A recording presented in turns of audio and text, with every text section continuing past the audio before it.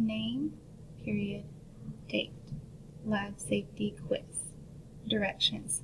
Match each definition with the vocabulary word in the word bank. Place the letter of the word in the bank beside the correct definition. Underline your key words to help you. Word bank. A. Precaution. B. Waft. C. Meniscus. D. Hazard. E. Mass. F. Volume. G. Weight. Number 1. Measurement of the effect of gravity on an object's mass. It is measured with scale. Number 2. Steps taken by a student to be safe in the science lab. Number 3. Amount of space something takes up. Number 4. The way to smell things in a science lab.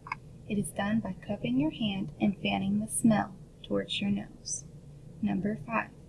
A measurement of the amount of matter in something. It is measured with a triple beam or pan balance.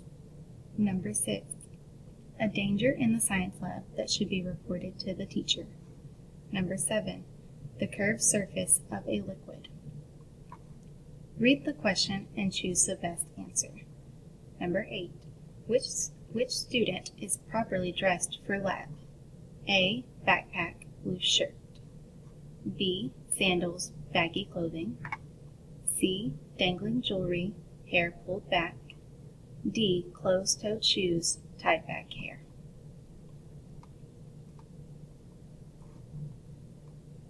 Number 9. In which of the following investigations would safety gloves be useful? A. Rolling cars down a ramp to investigate motion. B. Working with unknown liquids. C. Using a mirror and a flashlight to study reflection. D. Observing earthworms in a terrarium.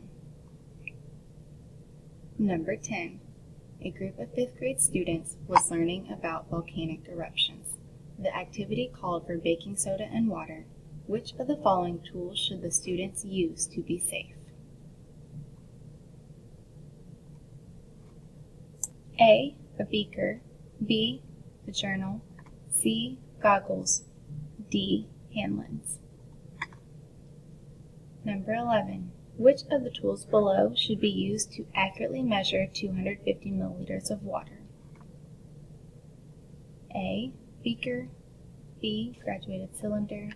C. An eyedropper. Or D. Graduated cylinder. Number 12. Measure the amount of liquid in the graduated cylinder below and record the measurement.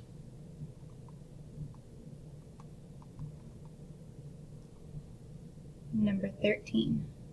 What is one advantage of using multiple trials in an investigation? A.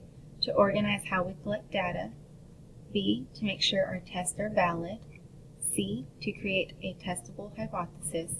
D. To make sure we have enough data. Number 14. Use a ruler to measure the width of the penny to the nearest millimeter.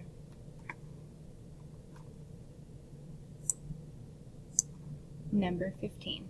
Students are mixing an unknown solution. The teacher tells them to follow the lab safety rules. The following practices should be observed except A.